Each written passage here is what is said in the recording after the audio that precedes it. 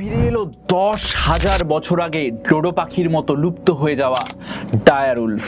এ এক সায়েন্সের অভাবনীয় সৃষ্টি। ইউএস এর কলোসাল বায়োসায়েন্স নামক বায়োটেকনোলজি কোম্পানি এই অসাধ্য সাধন করে দেখিয়েছে। তোমাদের একটু বুঝিয়ে বলি যে ব্যাপারটা কি হয়েছে।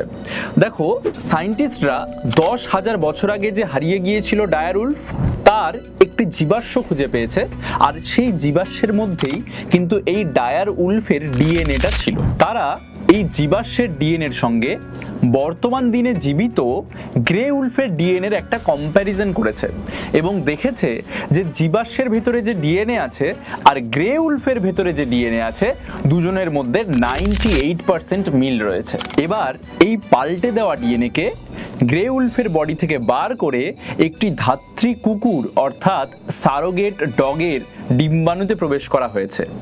এবার এই সারোগেট ডগ বা ধাত্রী কুকুরের ডিম্বাণু থেকে সরাসরি সন্তান জন্মগ্রহণ করেছে এবং এই সন্তানের যে বৈশিষ্ট্য সেটা 10,000 বছর আগে হারিয়ে যাওয়া ডায়ার উলফের মতো সেম টু সেম দেখতে।